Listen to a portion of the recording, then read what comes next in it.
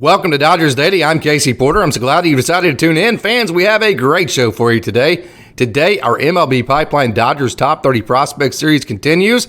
This time today, it's on flame-throwing right-hander River Ryan, who is drafted by the Padres in the 11th round, the 2021 draft. And, of course, we remember the trade that the Dodgers sent Matt Beatty to the Padres, and in return, the Dodgers got River Ryan, and they're pretty happy about that. Okay, hey, before we get to all that, if you'd like to donate to Dodgers Daily, I have the link in the description. No big deal either way. This is a hobby of mine. This is a passion of mine. Dodgers Daily will always be free. I will always provide this content free to the viewers, no doubt about that. But hey, if you would like to help, it does cost money to travel to these games.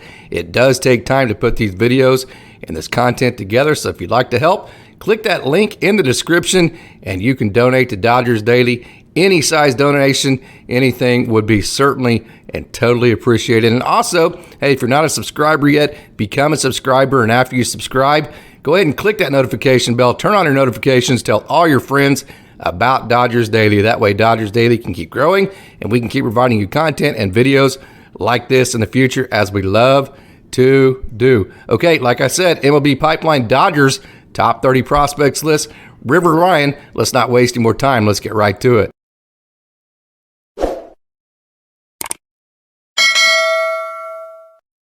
This is video from his first performance in 2023 with Double-A Tulsa, but what we're going to talk about mostly is from 2022 because there's just not a big enough sample size with one game really to get a whole lot as far as pulling data from that performance. And there's really not a whole big sample size for River Ryan overall with the Dodgers. Last year, he threw 14 innings in 5 games, and if you remember, he was a really good two-way player at UNC Pembroke, and then he also DH'd for San Diego the first year he was in their organization in 2021, but he is a pitcher only, and boy, I'll tell you what, he is absolutely flourished. Look at that slider. Of course, he is a 4-pitch pitcher, fastball, changeup. You just saw the slider. You're going to see some of his really good curveballs.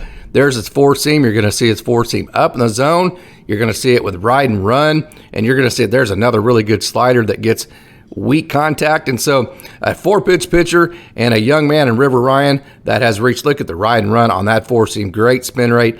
99 miles an hour is what he has reached with his four-seam. He was 94 to 97. There's that curveball. Look at the depth on that.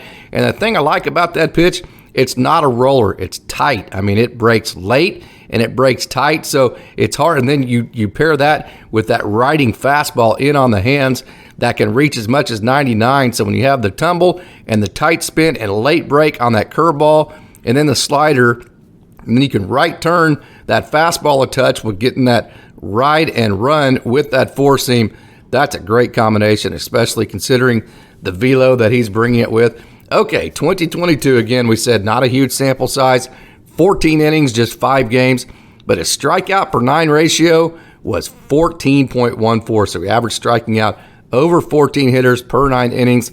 Last year, the excellent range is 10%, so he is in the elite category for strikeouts per 9, and anybody who can hit 99, of course, he was sitting 94 to 97 in spring training, but anybody that can hit 99 and they can back that up with 3 secondary pitches, you know, that sets up to have a very large K per 9 rate, which he does at over 14.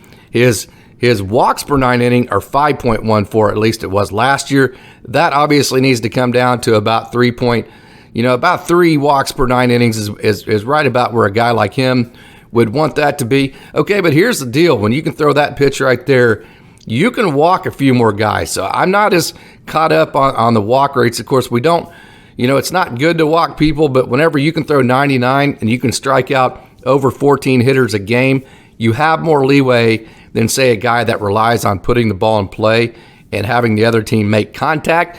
So, you have more margin for error on the board. Look at that four-seam up in the zone. That is just a fantastic pitch. Again, that's last year and look at him bore that in on the hands of a lefty. You might say, well, how does he do against a left-hander? How does that fastball play? You saw it up and in. Now you saw it low and away. You saw, a really late swing. There's another up and in where it just freezes the hitter. So he went up and in, got the late swing, went low and away, got the freeze, and then went back up and in and got the freeze again. And boy, look at that ball just kind of right back to the arm. It almost hops back over the plate, and then the hitter thinks it's going to hop back over the plate to the arm side again, and then it cuts back left, and then you cut it back right again. So you have the right turn, the left turn, the right turn, and it's coming 94 to 97, sometimes 99, and that is just insanely difficult to hit. It's just simply dirty. Okay, it's home runs per 9. This is a big one for me. 1.29, which is right about the league average. And the reason why that's so big is that, hey, he plays that four-seam up the zone like that pitch right there, and that gets you all the swing miss. There's another four-seam up in the zone. There's another one to a lefty. So you'd say, hey, well, is he more vulnerable to home runs because that pitch up in the zone is the one that tends to get lifted for home runs? Well, no, he's still at the league average. So he has the best of all worlds where he can challenge the top of that zone with that 94 to 97, upwards to 99, but yet he's not putting himself at any more risk than any other average pitcher in professional baseball to give up home runs. So he's getting the good side of one and not the bad side of the other, and that is the best of all worlds.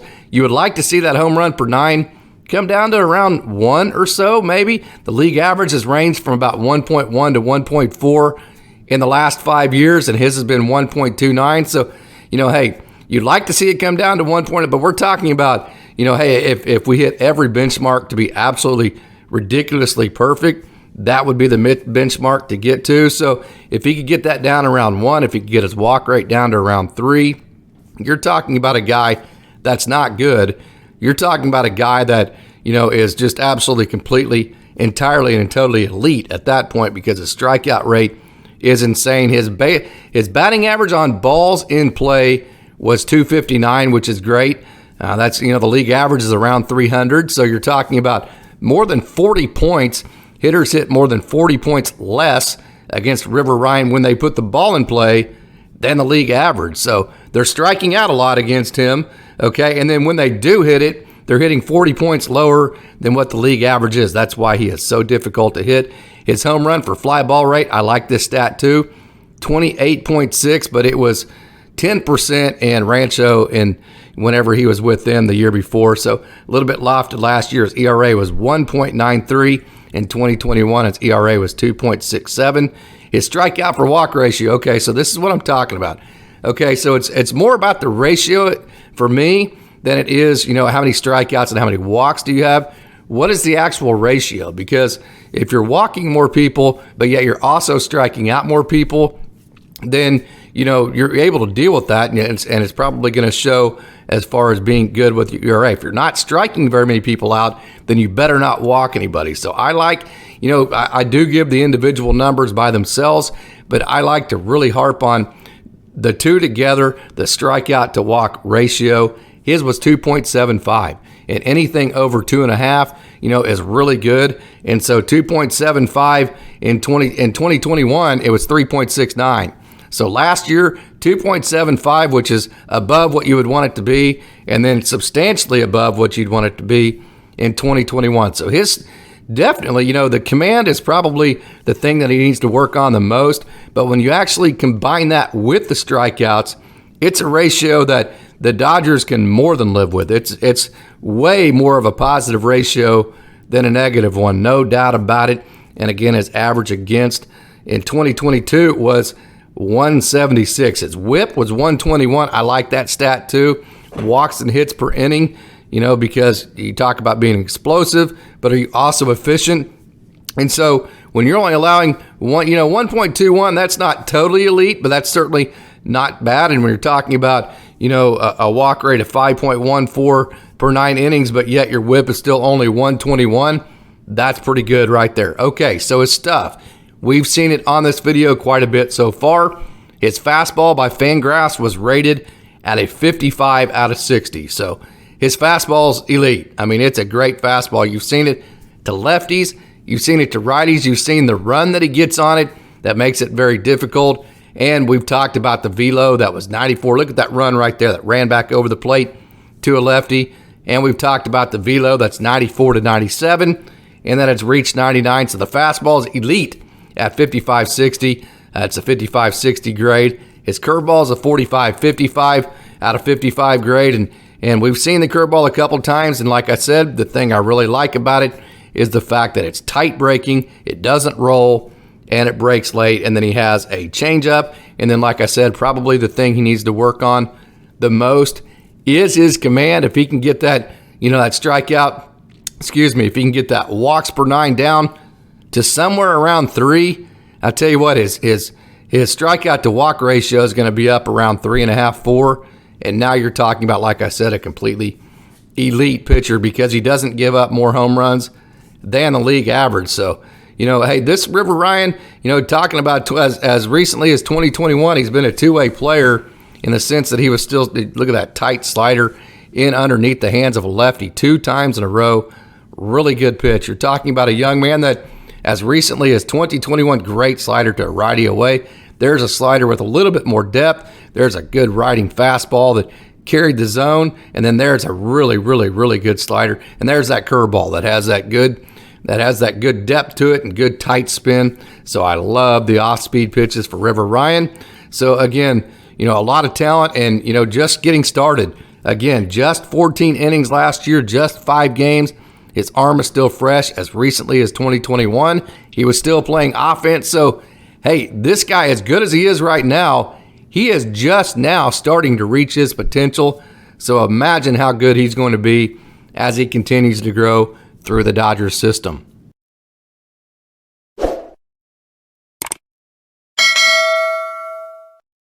So there you have it. There's my feature on River Ryan. I hope you enjoyed it. Boy, I tell you what, that fastball is really, really good. The curveball, the changeup, the slider, really good. River Ryan, he has really splashed onto the scene. And I tell you what, he is another credit to the Dodgers scouting system and then the developmental system. You're talking about an 11th round draft pick out of UNC Pembroke that was still playing offense, and the Dodgers traded a guy who had major league experience for him basically 1-to-1. So they scouted it, they saw what they wanted, they saw the potential, and then they have gotten him into the system. They've used the developmental system within the Dodgers to actually turn him into what they thought he could be. So, hey, how about that scouting again for the Dodgers? How about the developmental system? It is just absolutely elite. Okay, before we get out of here, one more reminder, if you'd like to donate to Dodgers Daily, please feel free to do so. Please feel free not to. No pressure either way. This site, like I said earlier, will continue to be free one way or the other. This is a hobby and passion of mine, but if you would like to donate, I do have the link in the description. You can follow that link and help Dodgers Daily continue to grow. Also, another way you can help Dodgers Daily continue to grow, become a subscriber and turn on your notifications and tell all your friends about Dodgers Daily. If you have your notifications on, every time Dodgers Daily releases a new video, you'll be notified. Dodgers Daily can keep growing, and we can keep providing you content and videos like this in the future, and we love to do. Okay, as always, I'd like to thank you for tuning in. Say, go Dodgers.